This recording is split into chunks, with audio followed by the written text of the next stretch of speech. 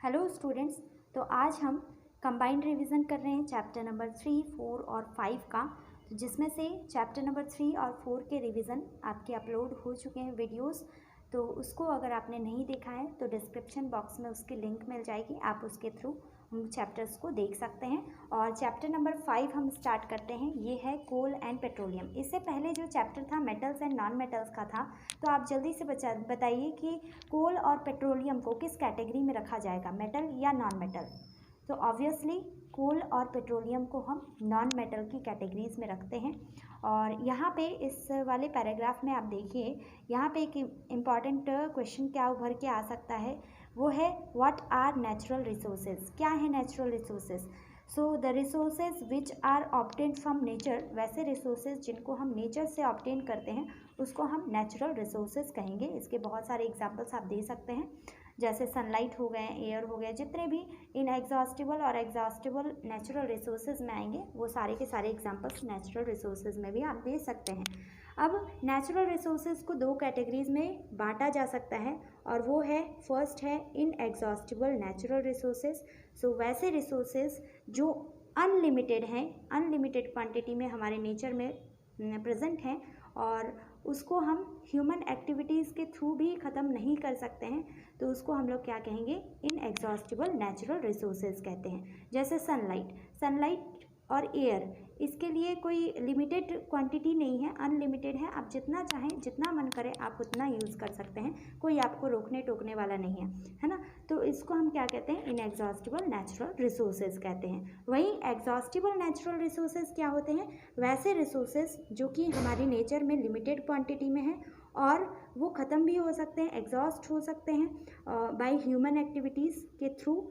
तो वैसे रिसोर्सेज में आएंगे आपके फॉरेस्ट, वाइल्ड लाइफ, मिनरल्स, कोल, पेट्रोलियम, नेचुरल गैस। ये सारे के सारे एग्जॉस्टिबल नेचुरल रिसोर्सेज के एग्जाम्पल्स हैं। ठीक है, अब हम बात करते हैं फॉसिल फ्यूल्स की। तो पूछा जाता है नॉर्मली कि फॉसिल फ्यूल से आप क्या समझते हैं। सो फॉसिल फ्यूल्स के डेफिनेशन में आप क्या लिख सकते हैं, the fuels which are formed from the dead remains of living organisms are called या are known as fossil fuels. तो वैसे फ्यूल्स जो कि डेड कोई लिविंग ऑर्गेनिजम्स हैं उनके द्वारा फॉर्म करते हैं, उनसे बनते हैं, उनको हम वैसे फ्यूल्स को हम फॉसिल फ्यूल्स कहते हैं। और इसके एग्जांपल होंगे कोल, पेट्रोलियम और नेचुरल गैस। ये तीनों ही डेड या लिविंग ऑर्गेनिजम्स के मरने के बाद ये फॉर्म होते हैं, और इसको बनने में मिलियंस लग जाते हैं, बहुत सालों लग जाते हैं। ठीक है, और ये हमारे नेचर में लिमिटेड क्वांटिटी में है, इसलिए हम इनको क्या कहेंगे, इनएग्जॉस्टिबल या एग्जॉस्टिबल। तो इनको हम कहते हैं एग्जॉस्टिबल नेचुरल रिसोर्सेज। जो कि लिमिटेड क्वांटिटी में है उनको हम एग्जॉस्टिबल कहेंगे, और जो अनलिमिटेड क्वांटिटी में है उनको हम इनएग्जॉस्टिबल कहेंगे। ठीक है, तो इसमें कंफ्यूज नहीं करना है। कोल के बारे में आप पहले ही सुन चुके हैं, देखे हैं। कोल कैसा होता है, हार्ड होता है, जस्ट लाइक ए स्टोन, जैसे पत्थर होता है, ब्लैक कलर में होता है। इसके यूजेस आपको इस पैराग्राफ में मिल जाएंगे। एज ए फ्यूल हम इसका यूज़ करते हैं भोजन को बनाने के लिए, उसको पकाने के लिए। रेक में, इंजन में भी इसका यूज़ किया जाता है, और थर्मल पावर प्लांट में भी इसका यूज़ किया जाता है इलेक्ट्रिसिटी को प्रोड्यूस करने के लिए। और एज ए फ्यूल हम बहुत सारे इंडस्ट्रीज़ में इसका यूज़ करते हैं। स्टोरी ऑफ कोल में आपको कोल के फॉर्मेशन के बारे में बताया गया है। क्वेश्चंस भी आते हैं हमेशा, या तो कोल के फॉर्मेशन के बारे में पूछ लिया जाता है या फिर पेट्रोलियम के फॉर्मेशन के बारे में पूछ लिया जाता है। तो इस पैराग्राफ में आपको पूरे कोल के फॉर्मेशन के बारे में मिल जाएंगे। और इन दोनों में पेट्रोलियम और कोल का फॉर्मेशन एक जैसा है, बस आपको एक चीज़ ध्यान में रखनी है, वो है कि कोल के फॉर्मेशन के समय आपको ये देखना है कि बरीड अंडर द सॉइल लिखना है ना। और वहीं अगर हम यहाँ पे सॉइल की जगह सी कर दें तो ये किसको बताता है, ये पेट्रोलियम के फॉर्मेशन को बताता है। ठीक है, और आपको पता है कि जो कोल है उसको बनने में मिलियंस लग जाते हैं। और कैसे ये बनता है, तो नेचुरल प्रोसेस के थ्रू ही बनता है। जैसे कि जो फॉरेस्ट हैं वो हमारे सॉइल में बरीड हो जाते हैं, दब जाते हैं, दफनाए जाते हैं। उसके बाद कैसे वो दफनाए जाते हैं, फ्लड के थ्रू या कोई नेचुरल प्रोसेस के थ्रू। तो उस दौरान वो दब जाते हैं, और चूँकि हमारे अर्थ के नीचे का जो टेम्परेचर होता है वो लो होता है, और हाई प्रेशर और हाई टेम्परेचर के कारण ये डेड प्लांट्स धीरे धीरे स्लोली ये कन्वर्ट हो जाते हैं किसमें, तो कोल में कन्वर्ट हो जाते हैं। और कोल में कन्वर्ट होने के बाद ये जो डेड वेजिटेशन का कन्वर्जन हो जाता है कोल में, इस कन्वर्जन के प्रोसेस को हम कहते हैं कार्बोनाइजेशन। सो यहाँ पे दो क्वेश्चन उभर के आता है कि फॉर्मेशन ऑफ कोल को डिस्क्राइब करें या फिर कार्बोनाइजेशन किसे कहते हैं। तो आप क्या लिखेंगे, अगर आपसे पूछा जाए कार्बोनाइजेशन से आप क्या समझते हैं, तो आप क्या लिखेंगे कि the process of conversion of dead vegetation into coal is known as carbonisation. ठीक है, तो इसको हम कार्बोनाइजेशन कहते हैं। अब जो है कोल के 3 मेन प्रोडक्ट्स हैं, कोल से ही बनते हैं ये तीनों प्रोडक्ट्स, ये हैं कोक, कोल तार और कोल गैस। कोक जैसा कि टफ होता है, पोरश होता है, मतलब इसमें छोटे छोटे छेद होते हैं, ब्लैक सब्सटेंस होता है, प्योर फॉर्म है कार्बन का, जिसमें लगभग 80% आपका प्योर है ये कार्बन का, है ना। तो कोक का यूज़ कहाँ किया जाता है, स्टील के मैन्युफैक्चर के लिए और मेटल के एक्सट्रैक्शन के लिए इसका यूज़ करते हैं। वही कोल तार क्या है, ये ब्लैक होता है, थिक लिक्विड होता है, अनप्लीजेंट स्मेल में होता है। इसमें लगभग 200 सब्सटेंसेस मिले हुए होते हैं। कितने सब्सटेंसेस, 200 सब्सटेंसेस। अब इनके यूजेस देखें, कहाँ यूज़ होता है, सिंथेटिक डाइज में, ड्रग्स में, एक्सप्लोसिव में, परफ्यूम्स, प्लास्टिक्स, पेंट्स, फोटोग्राफिक जो मटेरियल्स होते हैं इसमें भी इसके यूज़ किए जाते हैं। किसके, कोल तार के। वही कोल गैस को कब ऑब्टेन किया जाता है, कैसे इसको प्रिपेयर किया जाता है, तो जब हम कोक बनाते हैं उसी दौरान एक गैस प्रोड्यूस होती है और उसी गैस को हम कहते हैं कोल गैस। ठीक है, इसका यूज़ हम फ्यूल के रूप में करते हैं बहुत सारे इंडस्ट्रीज़ में। अब हम बात करते हैं पेट्रोलियम की। तो पेट्रोलियम जो है वो पेट्रोल और डीजल ये ऑब्टेन किया जाता है फ्रॉम ए नेचुरल रिसोर्सेज, इसको हम कहते हैं पेट्रोलियम। ठीक है, तो ये चीज़ है। अगर आपसे पूछा जाए कि व्हाट इज़ पेट्रोलियम, तो आप क्या लिखेंगे, petrol and diesels are obtain from a natural resource called petroleum. ठीक है, अब पेट्रोलियम कैसे फॉर्म करते हैं, तो यहाँ पे सी में ये फॉर्म करते हैं और सेम प्रोसेस होता है जैसे कोल का फॉर्मेशन का प्रोसेस था वैसे ही पेट्रोलियम का होता है, लेकिन यहाँ पे आप क्या लिखेंगे, बरीड अंडर द सी। ठीक है, बॉटम ऑफ द सी और got covered with layer of sand and clay. तो ये चीज़ को आपको ध्यान रखना है कि सी के बॉटम में ये क्या हो जाता है, ये बॉडीज़ या जितने भी डेड ऑर्गेनिजम्स हैं वो सेटल हो जाते हैं और उसके ऊपर से कवर हो जाता है क्या, सैंड की लेयर या क्ले, चिकनी मिट्टी की परत जम जाती है और मिलियंस लग जाते हैं। एब्सेंस ऑफ एयर और हाई टेम्परेचर, हाई प्रेशर्स के कारण ये जो डेड ऑर्गेनिजम्स हैं ये कन्वर्ट हो जाते हैं पेट्रोलियम और नेचुरल गैस में। ठीक है, अब यहाँ पे एक बॉक्स में जो आपको दिया गया है इसमें भी कुछ क्वेश्चंस हैं, जैसे बन सकते हैं कि जो इंडिया में ऑयल कहाँ कहाँ पाया जाता है, तो असम में पाया जाता है, गुजरात में Mumbai high river basin of Godavari and Krishna. अगर हम पूरे वर्ल्ड की बात करें तो कहाँ पे सबसे पहले जो ऑयल है उसको पाया गया और या कैसे निकाला गया। ठीक है, फिर 8 इयर्स बाद लगभग 1867 में सबसे पहले असम में निकाला गया था, है ना। तो ये सारी चीज़ें हैं।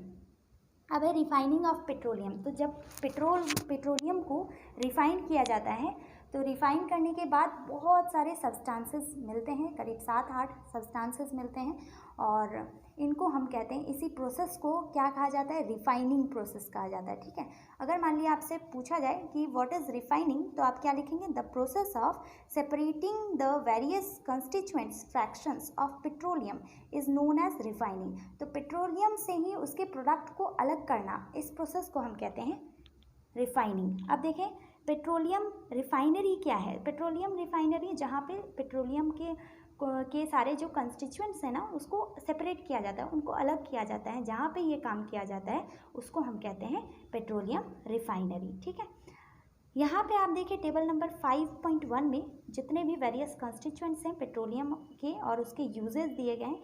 ये भी इम्पॉर्टेंट है कि पेट्रोलियम जैसे एलपीजी लिक्विफाइड पेट्रोलियम गैस, ये किसका प्रोडक्ट है, ये पेट्रोलियम का प्रोडक्ट है। ठीक है, अब इसमें से ये भी क्वेश्चन बन सकता है एलपीजी का फुल फॉर्म क्या होता है, तो लिक्विफाइड पेट्रोलियम गैस, है ना। और इसके अलावा petrol, kerosene, diesel, lubricating oil, paraffin, wax, bitumen, ये सारे के सारे पेट्रोलियम के प्रोडक्ट्स हैं। अब एलपीजी का यूज़ कहाँ किया जाता है, तो हम अपने घरों में करते हैं, इंडस्ट्रीज़ में करते हैं एज ए फ्यूल। वहीं अगर पेट्रोल की बात करें तो मोटर फ्यूल के रूप में इसका यूज़ किया जाता है, एविएशन फ्यूल के रूप में यूज़ करते हैं, solvent for dry cleaning, dry cleaning में भी इसका यूज़ किया जाता है। केरोसिन का यूज़ करते हैं हम स्टोव्स में, लैंप्स में, जेट एयरक्राफ्ट में भी इसका यूज़ करते हैं, डीजल का यूज़ करते हैं, हैवी मोटर व्हीकल्स, इलेक्ट्रिकल जो जनरेटर्स होते हैं उसमें भी डीजल का यूज़ किया जाता है। जो जनरेटर्स होते हैं उसमें हम क्या डालते हैं, एज ए फ्यूल डीजल का यूज़ करते हैं। ठीक है, ल्यूब्रिकेटिंग ऑयल, इसमें ल्यूब्रिकेशन के लिए हम किसका यूज़ करेंगे, ल्यूब्रिकेटिंग ऑयल का यूज़ करेंगे जो कि पेट्रोलियम का प्रोडक्ट है। पैराफिन वैक्स, इसमें जो ऑइंटमेंट्स होते हैं, फिर कैंडल्स होते हैं, वैसलीन्स होते हैं, उसमें पैराफिन वैक्स का यूज़ किया जाता है। और बिटुमिन का यूज़ करते हैं रोड सरफेसिंग के लिए। आपके बुक में एक्सरसाइज के क्वेश्चन भी है ना, क्वेश्चन नंबर 2 में, कि रोड सरफेसिंग के लिए हम किस पेट्रोलियम के प्रोडक्ट का यूज़ करते हैं, तो क्या होगा, बिटुमिन होगा। पेंट्स के लिए भी इसका यूज़ किया जाता है। तो ये सारे पेट्रोलियम के प्रोडक्ट्स हैं। अब इसमें क्वेश्चन ऐसे भी आ सकते हैं कि 4 ऑप्शन दिए गए हैं और आपको उसमें से चूज़ करने हैं कि कौन सा एक पेट्रोलियम का प्रोडक्ट है या फिर कौन सा एक पेट्रोलियम का प्रोडक्ट नहीं है। ऐसा भी क्वेश्चन पूछा जा सकता है। तो आप आसानी से, अगर ये 7 जो आपको दिए गए हैं पेट्रोलियम के प्रोडक्ट्स, ये आपको याद रहेंगे तो आप आसानी से उसको कर सकते हैं। अब हम बात करते हैं नेचुरल गैस की। तो ये भी एक बहुत ही इम्पॉर्टेंट फॉसिल फ्यूल है, और जब नेचुरल गैस को बहुत ही हाई प्रेशर पे कंप्रेस किया जाता है, ठीक है, तो उस दौरान जो हमें प्राप्त होता है उसको हम कहते हैं कंप्रेस्ड नेचुरल गैस। क्या कहेंगे, कंप्रेस्ड नेचुरल गैस, और इसको हम शॉर्ट फॉर्म में CNG भी कहते हैं। अब ऐसा भी पूछा जा सकता है कि CNG का फुल फॉर्म क्या होता है, तो आप क्या बताएंगे, कंप्रेस्ड नेचुरल गैस। कैसे फॉर्म करता है कंप्रेस्ड नेचुरल गैस, तो natural gas is stored under high pressure, then CNG is form. ठीक है, तो इस तरीके से आप बता सकते हैं कि CNG कैसे फॉर्म करता है। जब नेचुरल गैस को हाई प्रेशर पे क्या किया जाता है, कंप्रेस किया जाता है, तो CNG का फॉर्मेशन होता है। अब CNG में एक बहुत मज़ेदार बात यह है कि CNG को हम लीस्ट पॉल्यूटिंग फ्यूल के नाम से भी जानते हैं। अगर आपसे पूछा जाए लीस्ट पॉल्यूटिंग फ्यूल क्या है, तो CNG, that is compressed natural gas, या क्लीनर फ्यूल के भी नाम से हम जानते हैं इसको, किसको, CNG को। तो ये इसके ग्रेट एडवांटेज के रूप में हम कह सकते हैं। और अगर CNG जलता है तो उस दौरान भी कोई रेसिड्यूज़ नहीं बनते। जैसे अगर हम लकड़ी को जलाएं तो राख निकलते हैं ना, लेकिन CNG को अगर बर्न होता है तो उस दौरान कोई रेसिड्यूज़ नहीं निकलता है। इसको हम पाइप्स के थ्रू आसानी से सप्लाई कर सकते हैं। और ये सबसे पहले कहाँ किया गया था, गुजरात में, दिल्ली में भी हैं, अदर प्लेसेस में भी पाइप के थ्रू इसको सप्लाई किया जाता है। तो ये सारे कुछ यूजेस हैं। इसके अलावा कौन कौन से कंट्री में नेचुरल गैस पाए जाते हैं ये सब ध्यान रखना है। त्रिपुरा, राजस्थान, महाराष्ट्र, है ना, कृष्णा गोदावरी डेल्टा, यहाँ पे पाए जाते हैं। अब some natural resources are limited. जो नेचुरल रिसोर्सेज हैं, मतलब जो एग्जॉस्टिबल नेचुरल रिसोर्सेज हैं वो क्या है, वो बहुत ही लिमिटेड हैं। और इसमें आ जाते हैं आपके फॉसिल फ्यूल्स लाइक कोल, पेट्रोलियम, नेचुरल गैस। उसके अलावा फॉरेस्ट, मिनरल्स, ये सारे के सारे एग्जॉस्टिबल हैं। और इनकी क्योंकि ये लिमिटेड हैं इसलिए हमें भी इसको बहुत सोच समझ करके यूज़ करना चाहिए, जब ज़रूरत हो तभी यूज़ करना चाहिए। तो इसके लिए एक एसोसिएशन है, पेट्रोलियम कंजर्वेशन रिसर्च एसोसिएशन। कौन सा एसोसिएशन है, इसको हम शॉर्ट में कहते हैं PCRA, petroleum conservation research association.